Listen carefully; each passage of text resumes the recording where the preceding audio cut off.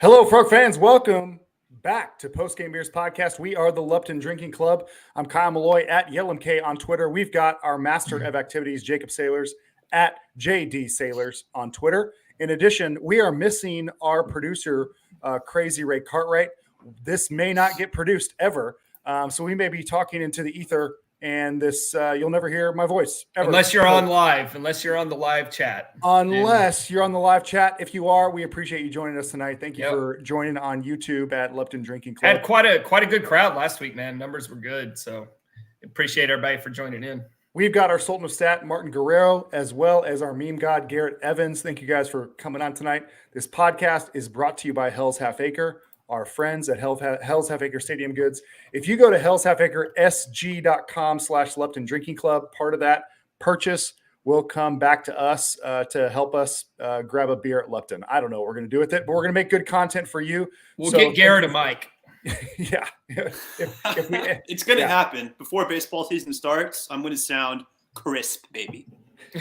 I hope so. Jacob, you're a big Wolverines fan. Just want to congratulate you on your national championship. All right. So I got to say this, though, at least. I'm glad you said that just because it reminded me. I did pick Michigan preseason to win it all, for whatever that's worth. Even though I picked them to lose to Alabama and picked them to lose to Washington, I will ultimately fall back on my preseason pick of J.J. McCarthy slinging it all around the field and winning a natty.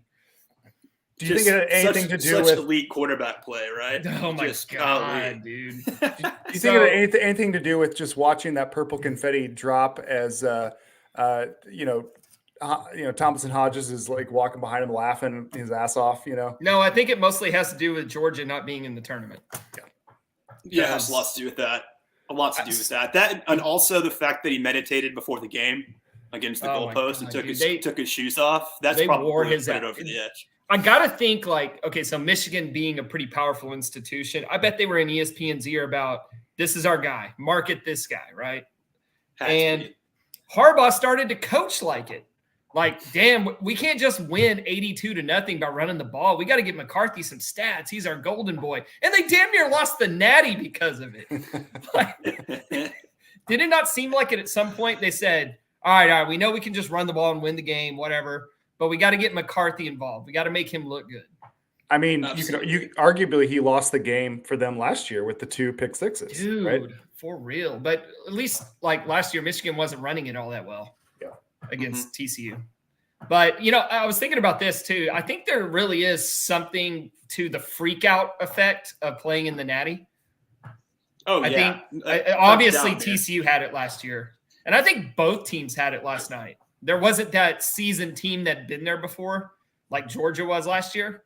And I think both teams were peeing down their leg last night. It took a little bit for things to get kind of settled. You obviously saw Michigan go up early with the running game, but then that stopped for a while, and they were up by a touchdown for a big portion of the game until they were begging Washington to win. Exactly. And Washington just kept blasting themselves in their foot. After Sean Penix missed that open touchdown. Oh my God! And they still had 5 million chances to win after that. I mean, it kind of resembles last year where TCU played the perfect game in the semifinals, and then they go in and they play basically in a very imperfect game. I mean, Penix looked very regular as opposed to kind of a god that he did against Texas, who's making everything. The wide receivers were open; they couldn't catch the ball. I mean, not the same game as TCU Georgia, but definitely had the resembling kind of factors. Yeah, my final thought on this is I would much rather get blown out than lose close. I know the score ended up being what it was, but that game was close for most of it. Mm-hmm. I would rather get blown out than lose close because we can't toss and catch. If I was a Washington fan, I'd be sick to my stomach. I was never upset or mad or anything about last year's game. It was what it was. But if I was a Washington fan, because they're going to look back at specific plays and go, if we had done that, things would have changed. Whereas I have not watched, and I will never watch that national championship again that TCU was in, because it's like, what's the damn point after Max Duggan scores to go, to be within 3 points, basically. It's like, that's it. That was the game. Well, I hope we never have to deal with another playoff without TCU in it. That's my hope. That's my takeaway. It's kind of sucked this year. Yeah, it's going to happen. But at the same time, I'm really excited about the future where we have much more opportunity to get in that 12-teamer. So, all right. We're not here to talk about football, though, even though we got a full house. We got a full house on the live stream that wants to hear about Cincinnati, Kansas, and Kansas State. So let's give the people what they want. What sport are we talking? Okay, we're here to talk about some baseball, some frog ball, which we do have 3 brief breakdowns, I guess, to bring you guys tonight. Some very exciting teams in the Big 12 that you guys are just. I mean, I can't tell you how many DMs I've gotten about Kansas State, KU, and Cincinnati. People are just amped up to hear what's going to happen. They're clamoring in all day long. I think we'll start. I don't want to say a high point, but we're going to start at the top with the University of Cincinnati. Jacob, let us know what's going on with the Bearcats. Yeah, give me that microphone first so I can burst like a bubble. We got to talk about these Bearcats coming over first year in the Big 12 from the AAC. I have to give a quick shout out to a Cincinnati fan that Martin pointed me to. Damn it, I'm on the wrong Twitter account. I was on the LDC. His name is Jeff Gentil, Gentil. He's at JGent15 if you want to follow a good Cincinnati fan. I got some briefing from him on this team. He's probably one of the more optimistic Cincinnati fans, if I were to imagine. And he's kind of saying it's going to be a disappointing year. He said they underperformed last year in what he describes as a underrated baseball conference in the AAC. I looked that up. The American Athletic Conference was 8th in baseball last year. Yeah, if you want to talk about East Carolina and then everybody else, maybe you can say we're extremely top heavy. Yeah. The AAC is like the Mountain West when TCU was in it. Okay. Yeah, that's a good description. They did. I was planning on talking about him more later, but Jordan Bischel is their new head coach. They brought in. He's from, where did he come from? Central Michigan, where he won a lot of games. He was 101-32 at Central Michigan. In 5 seasons. In 5 seasons he made 3 regionals. So he's a good head coach, and they're really excited about him coming over. But the problem with Cincinnati, MK, is going to be they don't have good players. How does that affect your team, though? Yeah, you can have a really touted head coach and all that, but when you don't have good players, things are tough. But let's take a look back at Cincinnati. They've never been to Omaha. They've never made a super. They made a regional in 2019 by stealing a bid, winning the AAC tournament. All right. And they actually went into the Corvallis regional and took the first game against Oregon State before losing 10-4 to Michigan and 11-7 to Creighton. Oh, that's not great. That the year Michigan went to Omaha? Yes, it was. Oh. Yeah. So at least, I guess they kind of ruined Oregon State's year by winning that 4-1 matchup in Corvallis. Wow. So let's see. Since in their history, 2019 is pretty much their only good season. Since RPI has been in existence, they've only finished in the top 100 7 times. That's going back to 1999. Dang. In most of those seasons, they're in like the 200s. Last year specifically, 24-33 overall. They went 10-14 in the underrated AAC. 13-13 at home, 11-15 on the road, 0-5 in neutral site games. I would love to have more detail on this, but I couldn't find any. They forfeited their second game of the season against Georgia State. That's all I have. That's all the information I have on that. Maybe it was pretty snowy up in Cincinnati. They couldn't get out of town. Well, it wasn't that the game was just postponed or canceled. They forfeited. They took an L.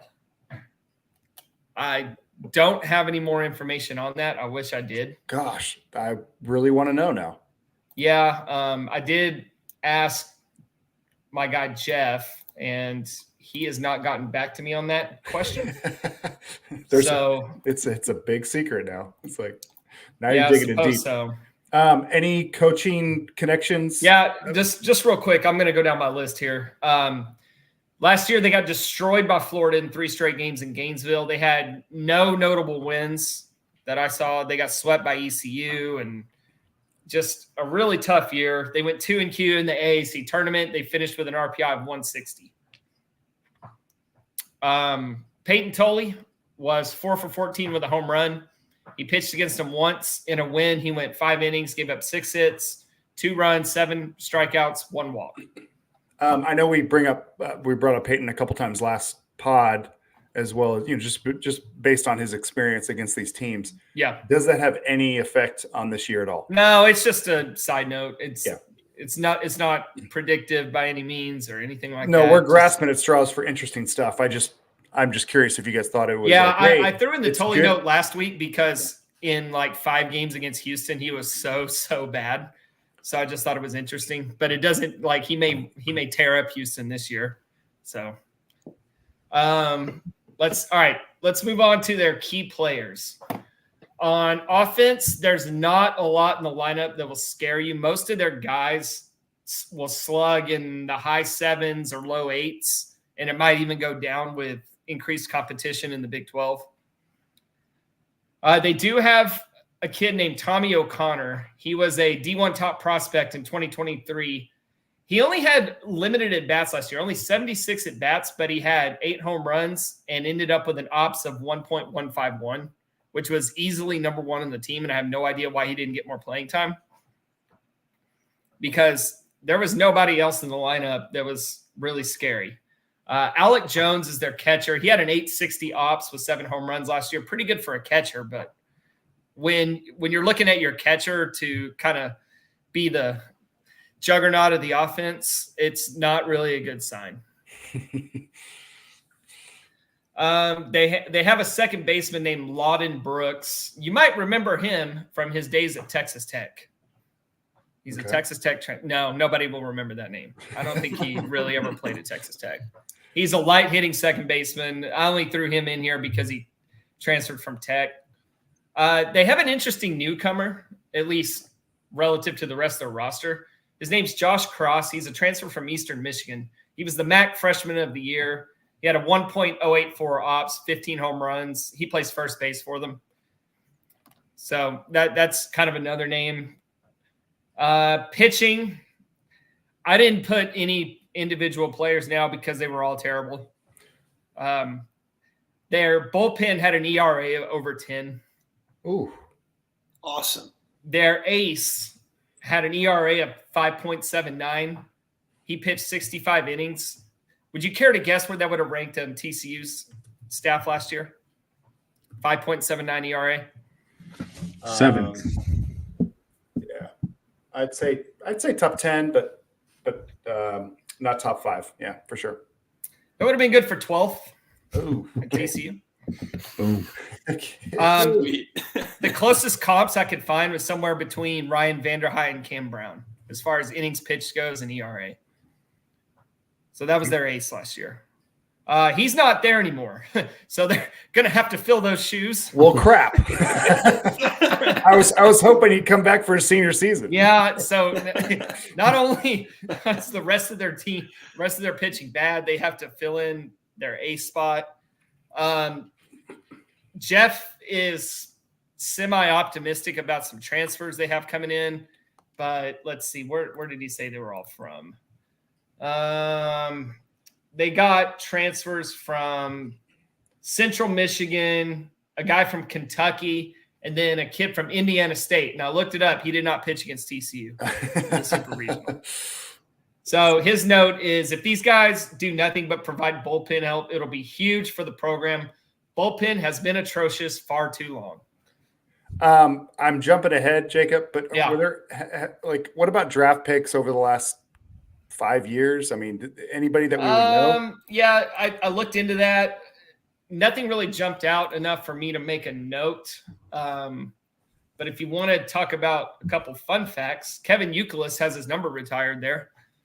because dude, you want a really fun fact? Sure. Kevin Youkilis, they wanted to name the stadium or the field after him. Oh, that's right. I forgot. Yeah, you told me that before. The person who had their name on the stadium was like the Reds owner. Marge Schott. The wife of the Reds owner. Yeah. Well, wait. Because they used to play in Marge Schott Stadium before they had to change the name, buddy. Apparently the guy was like, or woman, I don't remember. It was a while back, but they were like Nazis. That's Marge Schott, dog. Unless they have somebody else. No, it was the other Nazi. Yeah. Johnny Bench. And so Kevin Youkilis was like, thanks, but no thanks. Because he's Jewish. Yeah. Oh my God. So from 2007 to 2020, it was Marge Schott Stadium. And now it's University of Cincinnati Baseball Stadium. Washington football team. Speaking of their stadium, it's a turf field, but at least they have like fake dirt in the infield. It's not patched like Houston's. Yeah. It does look like a pretty nice stadium. So if anybody's planning on making that trip, it's a pretty good stadium. That big wall in right field looks kind of cool. I don't know what it is. I looked at a picture of it the other day. It looked kind of neat. I don't think it's part of the ballpark. I think it's a building next to it. It looked kind of cool. From the seats. Do y'all know who Ian Happ is? Yeah, I was going to mention him too. Oh, okay. Yeah, he's like one of their All-Americans, one of their more recognizable names that played Major League Baseball. Yeah, he's like currently playing. He's pretty good. Yeah. He was a top 10 pick, a couple years ago? Yeah. He's a name I recognize. Another name I recognize is Sandy Koufax. Heard of him. Yeah, he pitched there back in the day. Did he actually pitched at University of Cincinnati? Yes. I know he went there. I don't know if he actually played on the baseball team. So he went there and tried out for the basketball team. Okay. And he was only there for 1 year. At least he was only on the baseball team for 1 year because after basketball, he just went and tried out for baseball, made the team. He pitched 32 innings. Because I was looking at him because I saw, back in the 50s. I feel like all of us would have made a baseball team back in the 50s. And then we would have gotten drafted, come back a war hero, opened a $1 million business, Roger Staubach life. Yeah, I was looking into that because I was confused why Kevin Youkilis has his number retired, but Sandy Koufax does not. But it's because Sandy Koufax only pitched 32 innings there in one season. Scrub. He was a depth player for them. Scrub. All right, so Frogs head up there April 5th through the 7th, which is about halfway through the Big 12 season. Anyone planning on taking the trip? I think Martin is. Yeah, I'm most likely going. Heck yeah. That's awesome. I'll try to see Nick Lodolo pitch for the Reds too while I'm there. That'd be awesome. That'd be a great trip, man. Yeah. It'd be really fun. So I skimmed through their schedule. Yeah. Jacob. Mm-hmm. It might be the worst that I've seen of any Big 12 team. It's pretty bad, dude. I didn't see one non-conference game that was interesting to me. They play a non-conference tourney at Coastal, but it looks like the best. It looks like the best non-conference team that they're planning on playing is Louisville. Yeah, they do have a midweek against Louisville. But outside of that, you've got Illinois, Indiana, Xavier, and UConn, which is terrible. UConn's really good. Are they? Yeah, UConn's pretty good, but it's not interesting to me. Yeah. I think they play a lot of like Southern Illinois and teams up there, that part of the country. Could be on purpose, right? First year in the Big 12. They know they're going to face some more challenging teams. They're going to take it easy on the non-conference. Yeah, I think their schedule in the Big 12 plays out semi-nicely. They avoid Texas, and they don't have back-to-back road series at any point. They're at K-State, home against KU, at Baylor, TCU, at Oklahoma State, Houston, at UCF, West Virginia, at BYU, and then they finish out at home against OU. So they dodged Texas and who else? Looks like Texas Tech. No, they play Texas in April. Oh, I'm looking at TCU's schedule. Never mind. Shit. Yeah, I was like, I know I didn't miss that. But yeah, we go up there. It should be a sweep as far as prediction goes. They have a new coach. That's going to give some fans some optimism. They're going to play aggressive. They're going to try to steal bases because they can't really hit well. But dude, their pitching is just not going to compete. This is a pretty easily a bottom feeder team, and they might finish last in the conference. Okay. There we go. Any questions about Cincinnati baseball? Did you have any more fun facts, or is it not so fun? No, it makes Houston look really interesting. After previewing Houston last week. It's got to get better over the next 2 weeks, right? Well, we're previewing these teams. It will. So Jackson says looks like their non-con schedule was a conscious effort to pad the record. Yeah, I think there's definitely something to that, but also when you have so many transfers and they have a lot of young players because they just don't have any talent. So just trying to build confidence and get guys experience without, getting their brains kicked in every week. I don't know. It's going to be a struggle for them. Now, their coach has won everywhere he's been at, so maybe they can build something in the future, but this is not going to be the year. Remind me of his background. Yeah, all right. One sec. Let me pull his page back up. So he came from Central Michigan. He was there for 5 years. He won 101 games, lost 32. Oh, I'm sorry. That's in conference. So overall, he's 177 and 80. So he kind of tore up the MAC at Central Michigan. Do you ever go to Omaha? No. But he did go to 3 regionals. And that includes a COVID season. So really 4 seasons. He made 3 regionals.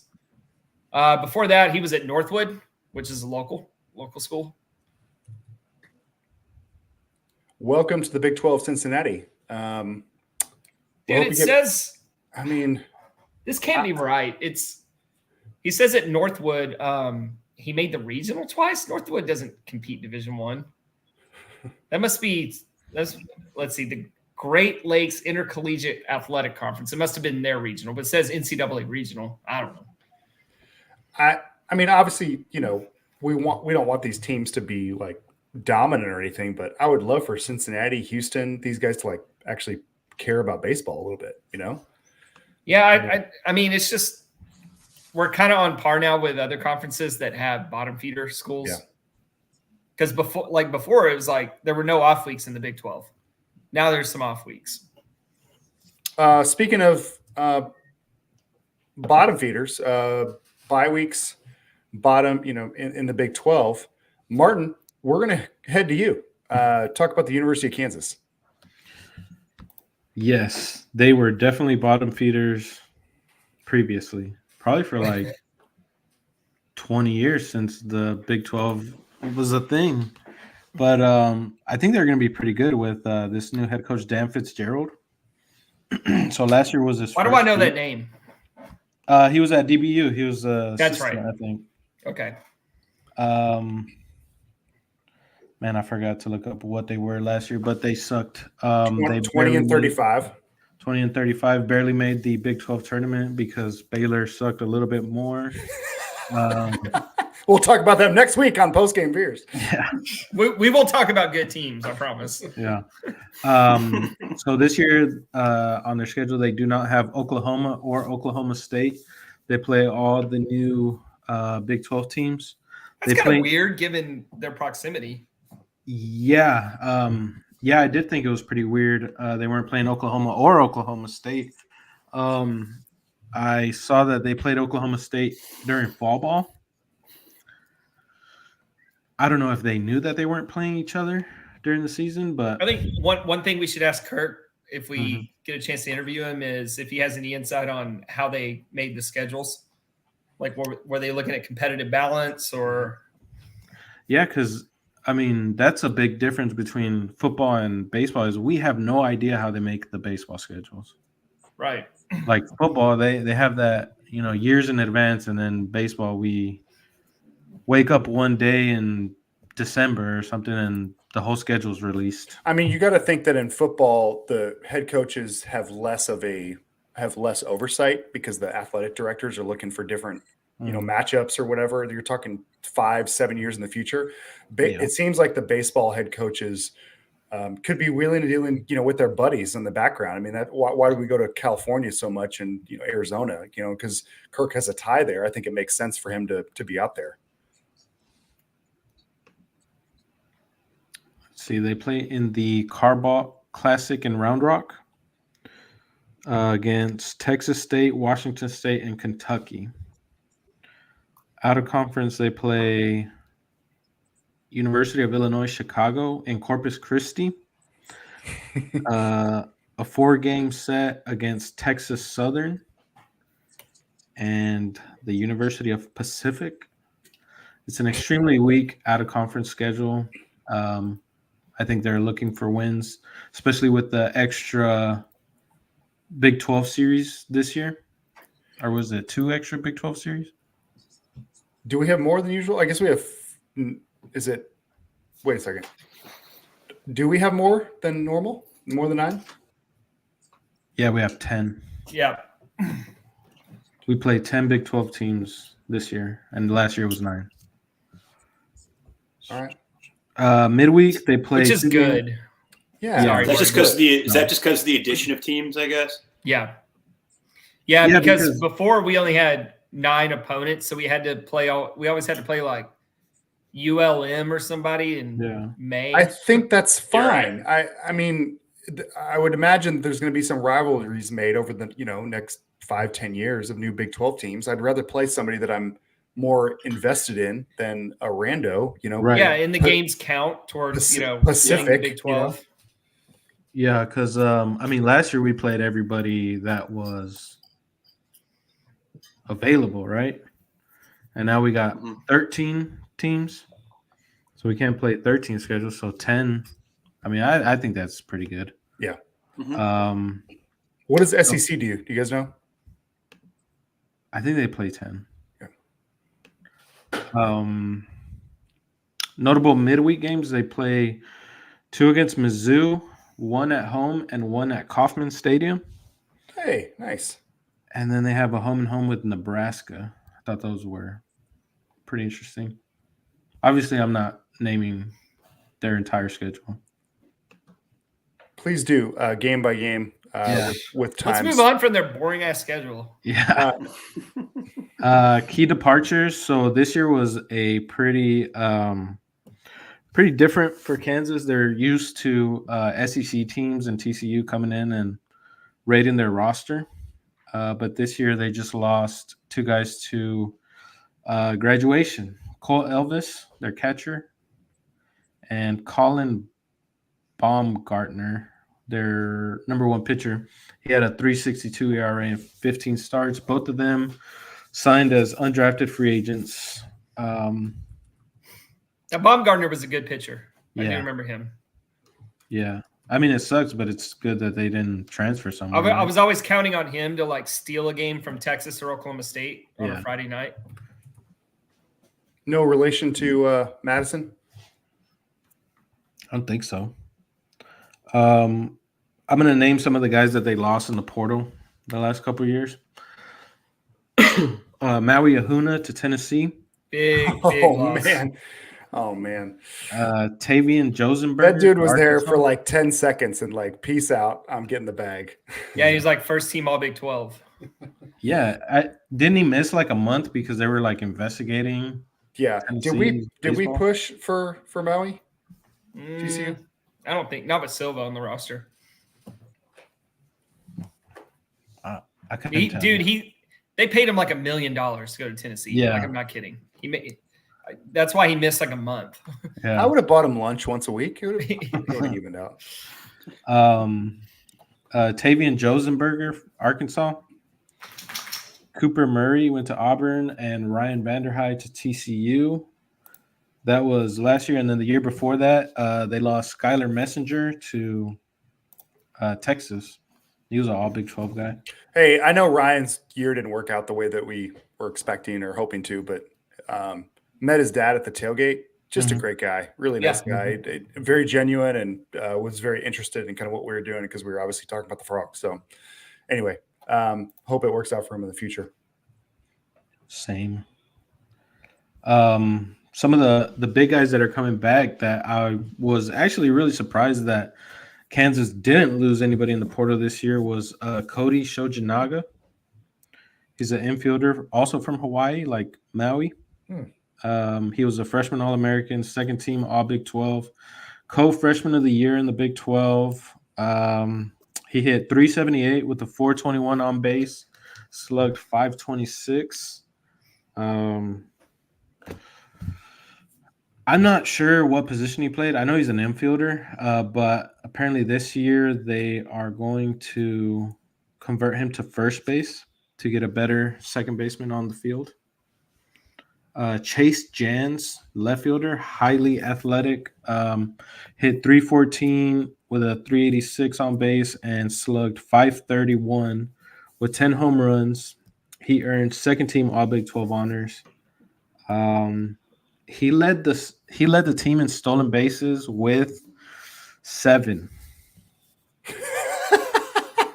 Sorry, from Overland Park, which fellas, that's where I'm from.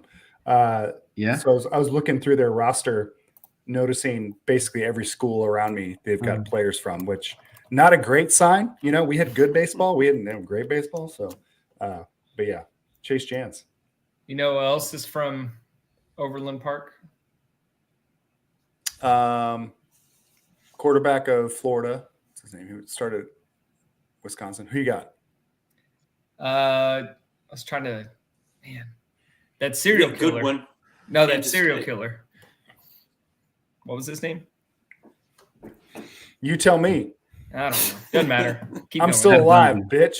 John Edward Robinson. John Edward. Is that HBK? Dude, I don't know. I'm trying to do this on the fly.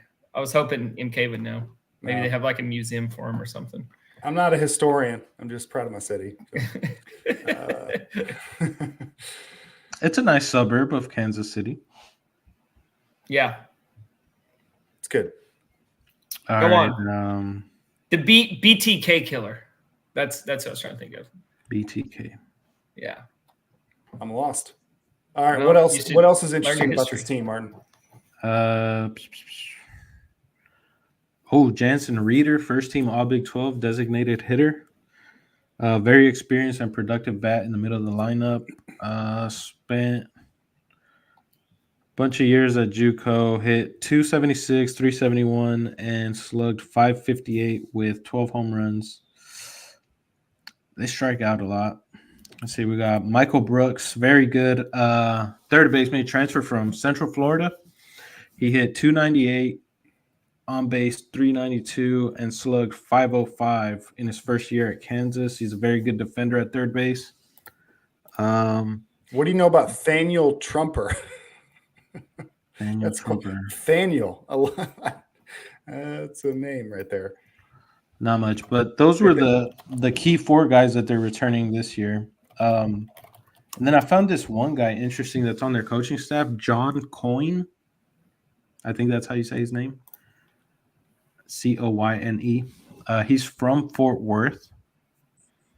He's like a mega JUCO recruiter, and he signed the number 1 JUCO recruiting class according to Perfect Game this year.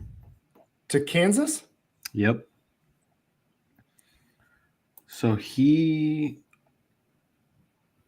played JUCO ball in, I think, El Paso.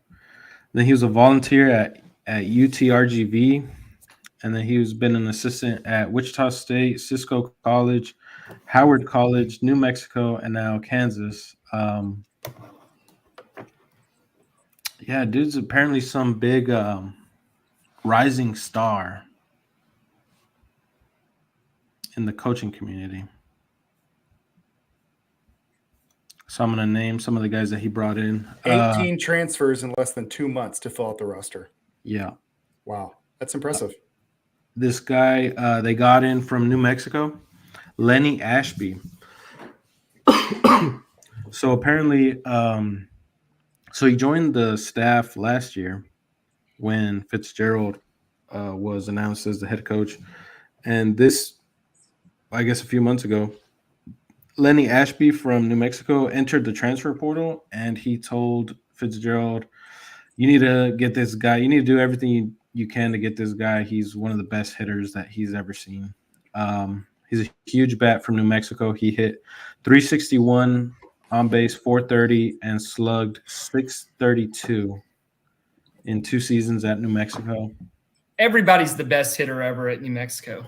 I was the best hitter at New Mexico when I played there. Mm-hmm. Reed Spinrath was like a monster there last year. Mm-hmm.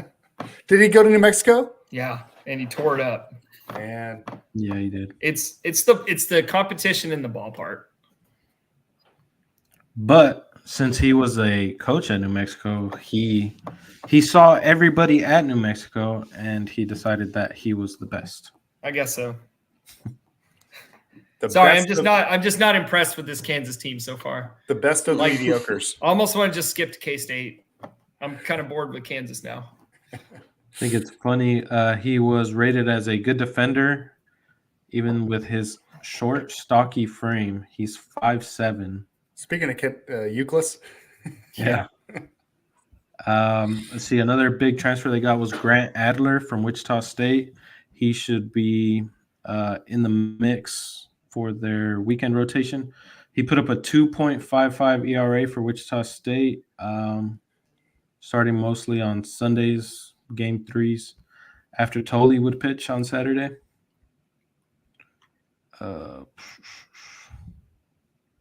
we're They got doing a more guy- research than the coaches for TCU are going to do when they play this team. I'm wondering. True question. Like outside of the, they're going to look at games played. They're going to look at stats. They're going to try to. How much detail are they looking at rosters of other teams when they go through this stuff to prepare? I feel like pitchers important, right? You want to prepare that. You want to do some simulations of what they're doing. What about when they are on the TCU's on defense? What are they doing to prepare for these guys coming up to the plate?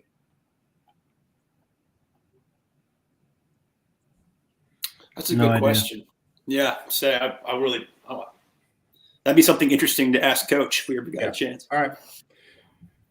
Didn't know if you had any insider information. Apparently, that's not our deal. They'll probably mostly look at trends from the current season, like spray charts and things like that, like heat maps. Like where can you get this guy out location wise, pitch type wise? Yeah. So by the time conference plays, you have a little bit of data to go off of. So Sure. A couple more transfers that they got coming in that I thought were interesting. Chase Diggins from Odessa. He's a middle infielder. Australian shortstop who hit 418 with on base 502 and a slugging of 653. Who was our Aussie a couple years ago? Cam something? Cam Warner. Yeah. Missed that guy. yeah. And then Patrick Steets from Central Arizona, right-handed pitcher, 6'8". Spent 2 years at Central Arizona, struck out 165 hitters in 133 innings, had a 2.17 ERA.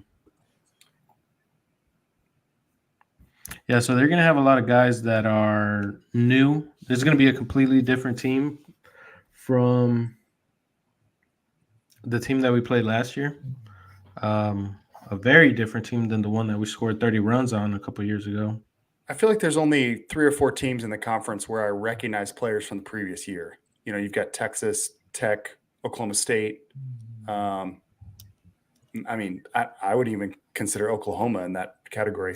But all these, every time you play Kansas State, these teams at the bottom of the barrel, I'm like, I don't recognize any of these guys. Yeah, they get hit hard by the portal. Yeah. So it's always, JUCO guys and new guys pretty much. They turn over their roster more than most teams. Yeah.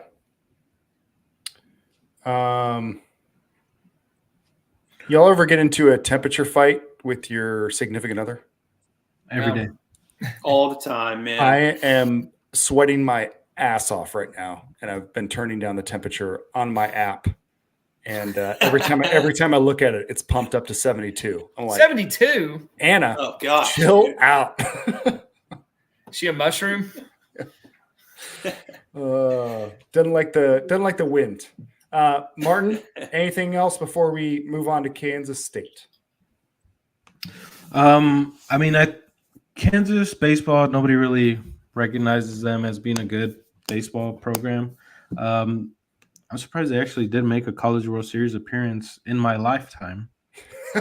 It was the year I was born. Let's see. They have not won the conference tournament since 2006. They've never won the Big 12 during the regular season. Their last tournament appearance was 2014. It's kind of bare bones. This program hasn't really done much, but I think this Dan Fitzgerald guy, I think he's got him going in the right direction. I easily see Kansas finishing ahead of Baylor and the 4 new teams. So annoying, scrappy. They might pick up a game against us, type thing. Yeah, it's just going to come down to how well do they play against that middle tier of Big 12 baseball schools like Kansas State, West Virginia, Texas Tech. But you don't necessarily see them as a dark horse in the Big 12. Not to win it this year. Yeah. I think they're a very interesting team with all these new players, and in this era of the transfer portal, how valuable is having the number 1 JUCO recruiting class? Like, we thought with the transfer portal that JUCO recruiting would kind of go by the wayside. So if Kansas can actually build with this, how good can it be? Is this based on, you think, NIL and all the changes with college sports in general, or do you think it's based on Kansas baseball? Hey, we need to completely turn stuff over, so let's do something different. I think they're trying more than they have maybe in the last 20 years. Okay. All right, I'm done with Kansas. Good for Kansas fans. Let's get out of here. Let's move on. Thank you. That was good, Martin. I'm just sick of hearing about this team. They suck. We've got one next exciting team left to talk about tonight, the Kansas State Wildcats. Garrett, excite us about this team from Manhattan. Yeah, man. The exciting Kansas State Wildcats. So for them last year, they were what? They were 35-24. So that was their most wins they've had in 10 years since 2013 when I believe they won a regional. And then we all know, kind of what happened, what their story is, and their beef going into this season. Before getting into that, I kind of wanted to go over their schedule a little bit. So they are playing 7 schools this year on their schedule for a total of 17 games that all qualified for the tournament last year. We're going to be one of those schools. Insofar as Big 12 opponents that they've caught on their schedule, they've got Texas, Oklahoma State, they have us, and they have OU. Texas, Oklahoma State are both going to be in Manhattan, and they're going to be traveling to Lupton this year, and they're going to be traveling to OU this year. It's funny, we covered Cincinnati today. That's actually going to be their first Big 12 conference series this year. So they're starting light, starting off pretty easy. They open up with some pretty easy games. And dude, they are rolling on into looking at this, outside of some non-con games against Tennessee and Clemson, they could be undefeated going to like middle of March. Besides they really could. They really could. They have some interesting non-con games. They have the midweeks there with Tennessee and Clemson. They do have Arizona State, which could be fun. They haven't played them in a really long time. But outside of that, man, they could be looking really, really good by the time they get into like the Texas game, which is until the end of March. All right, you hinted at some controversy from last season. Can you remind us about what happened going into regionals? Yeah, so they lost to TCU, and obviously their head coach wasn't happy about it. And I have it in my notes here. I didn't really want to talk about his reaction to that so much because it's been talked about a lot insofar as complaints with RPI being, a heavy factor, and not, valuing the importance of head-to-head, yada, yada, yada. We all heard Pete Hughes' spiel at the end of last year when they didn't make the tournament. What I found interesting, though, was current players who decided to come back, who've actually made comments to that same effect of kind of carrying that weight going into this season. I have some of those quotes written down here. I think some of the fun ones would be, the pitcher how's it, Boarema? Is that how you pronounce his name? He says, no, we felt like we deserved to get in. It's a bad taste in our mouth. We all just decided we wanted to come back this year and end on a better note. These are guys who had the opportunity to go play professional baseball, saying how, I think if it was, consciously or subconsciously, it's a part of the decision to come back. Same thing with Ty Rule, one of their pitchers. He'll probably be their Friday night guy this year. Same deal with him. He said something to the effect of, we did what we should have done. We deserved it. And I guess the people at the top didn't think so. So we'll have to come back and do it. I'm sorry. Based on what? Yeah, their schedule. I know. Let's talk about this- what they did head to head. They lost a game to LSU. Okay, that could have been a resume builder. They lost to Iowa. Good team, could have been a resume builder. Lost a series to Baylor. Lost a series to West Virginia. Lost a series to Texas. Mm-hmm. Bunch of garbage.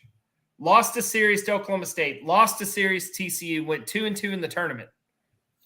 I know. I think What are they basing this it doesn't make results sense on the field argument? They're looking at wins, right? Like number of wins. Yeah, they're looking at number of wins. Okay. They're saying, well, we had our most wins since 2013 when we did go and we did make go win a regional, but they're not looking at the full body of work Against Irvine, Kansas, Exactly. Nebraska, garbage, Creighton, garbage, Air Force, they split against Air Force, garbage. Mm-hmm. Oklahoma didn't make the tournament. They lost to St. Thomas. Oh, I know. They swept Youngstown State. Put them in, baby. I mean, there's just no argument on their schedule. No, there's not. Right. They're looking at wins. They're looking at number of wins, and then they're bitching about RPI, and that's about the extent of it. The reason Whenever the RPI is low is because they had a horrible strength of schedule.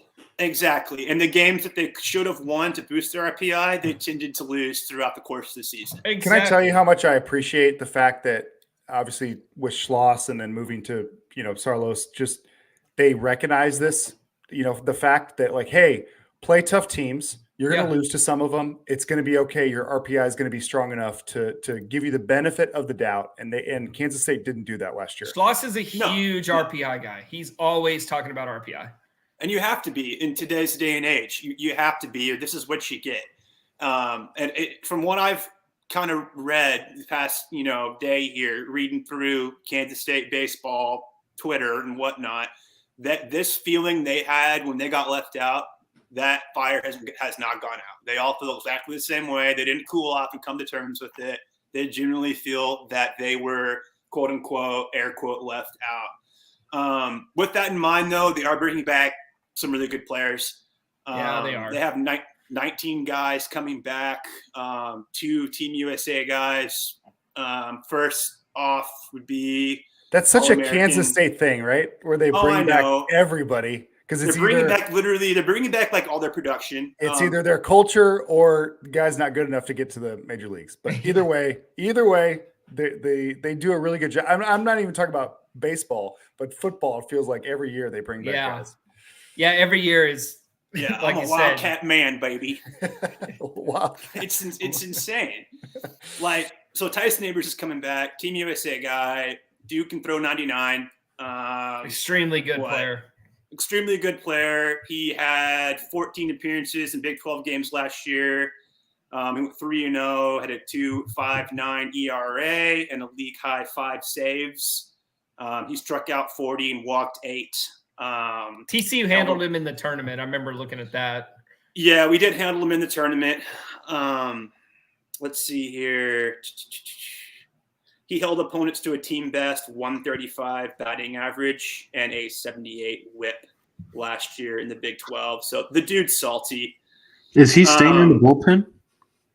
There's no way, right? So they don't know yet. They think they may move. It depends on what they decide to do with Ty Rule. So if Ty Rule's not going to be the Friday guy, there's a strong possibility that this year they could move Tyson to the Friday slot. So yet to be determined. They've got a pretty full stable of dudes. Not all of them are going to be proven, but I wouldn't be surprised if we see him in the starting rotation this year. Another guy coming back, another Team USA guy is good old Kalen Culpepper. He will probably be, I would say, the team leader this year. No, he's the heart and soul. He's the heart and soul of the conference, really. The dude's a badass. There's not much more to say about him.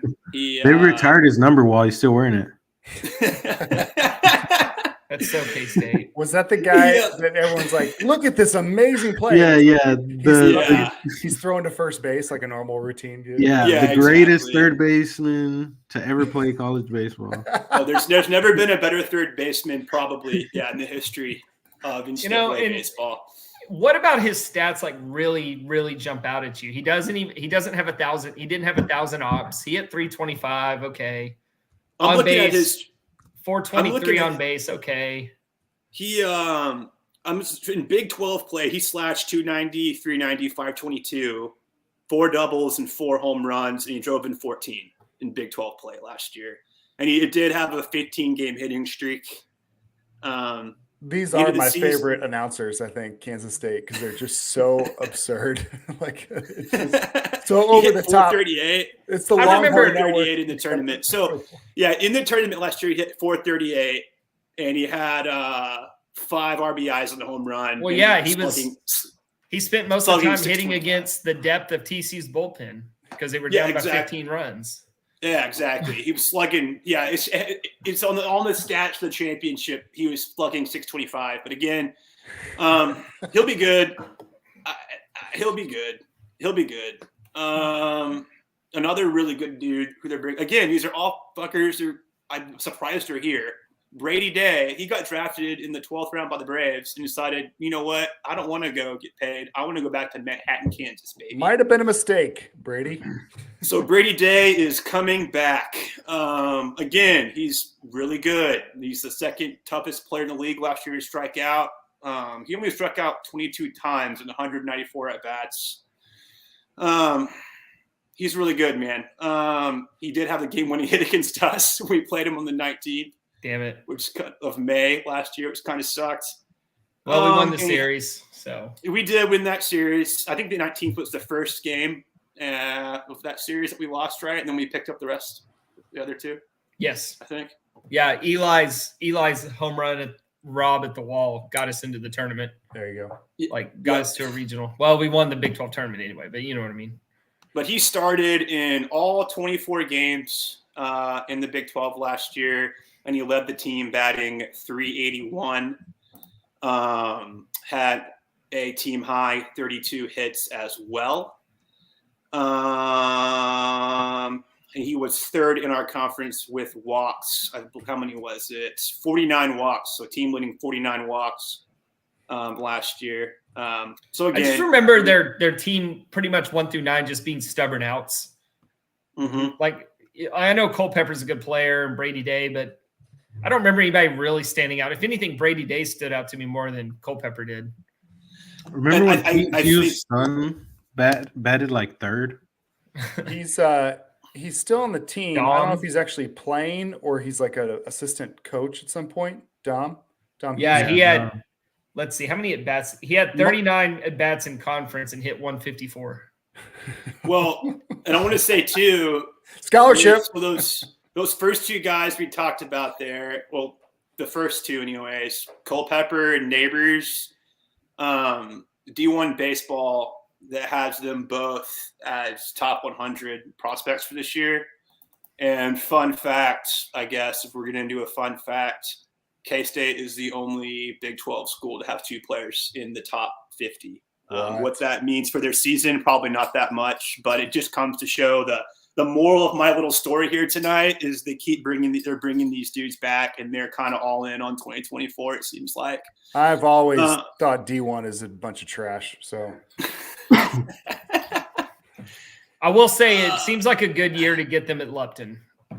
Yeah, it sure does. 3 other big names coming back. Pitcher, Owen Boerema, he'll be back again. He made 15 starts last year. He finished 7-2 with a 5.06 in conference play. He struck out 95 and walked 34. Their catcher's coming back, Rafael Pelletier. He actually caught a league high 16 runners stealing. I didn't realize that, but he sure did. So he'll be back. And then Brendan Jones as well. Really good base stealer. I think he stole team leading 28 bases, scored a team high 52 runs and drove in 31, which was a program record of stolen bases for a sophomore for them. Was kind of more exciting, I think, if you're a K-State fan, though, is their fact they're welcoming in 23 new guys. 14 of those are transfers. 9 are freshmen. The only guy I took notes on, because this is the only one that came up in any type of search, and it's the only one Kansas State fans are talking about, is this Chuck Ingram kid. Another Wichita State shocker. So maybe Peyton Tolley can give us the inside baseball on this guy. But last year, he was hitting 362, 9 homers, and 41 RBIs. Year before that, he was at 309 with 14 homers and 53 RBIs. He was a 2-time All-American for Wichita State, so he's going to be a real badass, and they're really excited about him playing in the outfield. Outside of that, man, we kind of hit on Tyrell. He'll be pitching again this year. We don't know if that's going to be in the rotation or if that's going to be in the bullpen. That is going to be determined by what they decide to do with Tyson Neighbors. But insofar as expectations go, I definitely expect them to be contenders this year. They're kind of contender over dark horse. You're talking about like challenging the conference. Yeah. Okay. I think they're challenging. I think they'll be challenging for the conference. It seems like they're kind of put a lot of their cards on the table this year. They've got a lot of veteran guys that we just talked about who are coming back. They've got a chip on their shoulder. It seems like that win now mentality with a lot of leadership in the room. So I wouldn't be surprised to see them compete this season. I think with maybe the conference being down a little bit and there being some more opportunities for wins with the new teams. Yeah, I think it's pretty fair to say Kansas State, if they're going to compete for a Big 12 title in the regular season, this should be the year. It will be. And they're last year they had to end the season, with TCU. If you're a Kansas State fan, that sucks. This year, they got their last 4 games are South Dakota State, and then a set with BYU before going into the Big 12 tournament. So, they seem set up pretty well. They've got a couple of fun games on here in the midweek that will kind of boost RPI for them if they can win them. I think they'll contend, man. I think they're going to be a pretty salty little squad. So I don't know if you guys saw Perfect Game release their top 25. Yeah, Perfect Game did, and they have them ranked. I think they had them ranked 20, I believe. Yes, they have. So TCU comes in at 5th. You have Texas at 8, and then you have Kansas State at 20, Oklahoma State at 22. Mm-hmm. Sorry, I'm distracted by our chat is getting hacked. It's turning into the RNC National Convention in here. Awesome. I've been distracted by that, and I was reading the rankings, and I just glanced over and saw. I'm down here reading my notes about Kansas State, and I hear MK giggle. I'm like, oh shit! You're talking about Tyson Neighbors, and I get this. Be very careful from Trent Briggs. I just that completely just took away all my concentration. Our chat is blowing up tonight. We are getting absolutely hacked right now. Hey, we don't care your political affiliations. We just want you joining in. Boy, man, I think I know who I'm voting for now. Like, damn, I know. Thanks, Walter, for chiming in. Yeah, Walter and the real Cynthia, not to be confused with the bot Cynthia, of course. Jeez. That's the real one, dude. Oh, I can't wait for this to continue for. All right, weeks. but back to these rankings. All I got. For whatever I don't know how much credibility you get perfect game, but I think it kind of tiers up the teams pretty good with TCU and Texas at the top, and then a gap and Kansas State and Oklahoma State. That's pretty much how I would tier these teams.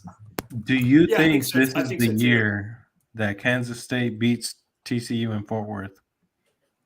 No, dude. I think we're loaded. No. One I think game. they're going to beat a lot of people this year. Oh, that's right. I forgot about that stat. So what is that stat, Martin? As far as Kansas, they've never beat us in Lupton, Kansas right? State has not beaten TCU in Fort Worth since 1987. I remember a single game. What? So all right. I remember this because 2 years ago when it was like year one of LDC, and before every conference series, we were doing Trivia Tuesday.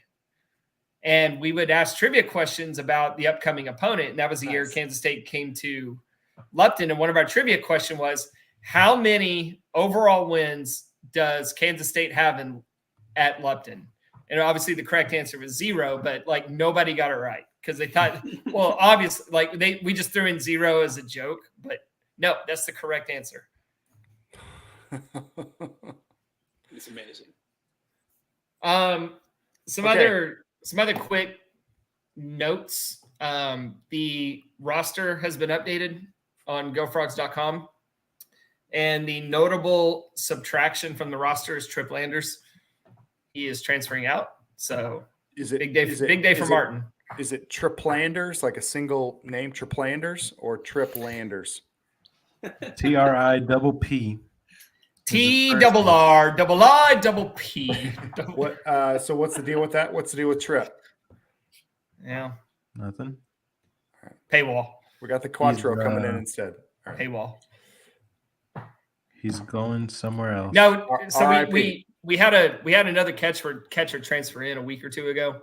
Gotcha. And the writing was on the wall. Leach. Yeah. From where was he from? University of North Florida.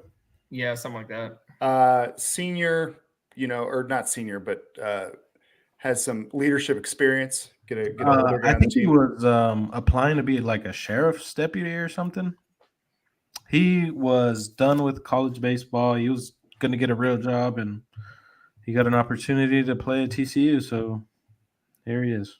Sounds like Sarlos just wanted a cop on the team to give him, what's going on, on Saturdays and Sundays. Yeah. Couple questions for you guys. Which team would surprise you the most to finish in the top half of the conference, Kansas or Cincinnati?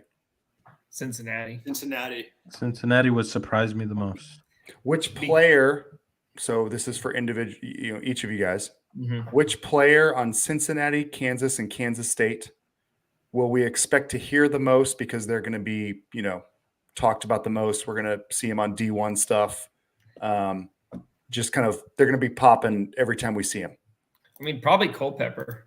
Culpepper for right. I think Brady Day for Kansas State. Oh, true. But dude, this Tommy O'Connor kid could be pretty interesting for Cincinnati. Okay. We'll see how it transfers over to Big 12 play, but Martin, who you got for Kansas? Cody Shojinaga. All right, there you go, from Hawaii. All right, fellas. What else we got before we chime out? I think that's it. Practice starts next week, so it's getting closer. We are expecting to have some fun guests coming up. Yeah, we got a couple booked. Yep, we do We have three booked, I think. Yeah, we got some guests breaking news. We have late breaking news. Go for it.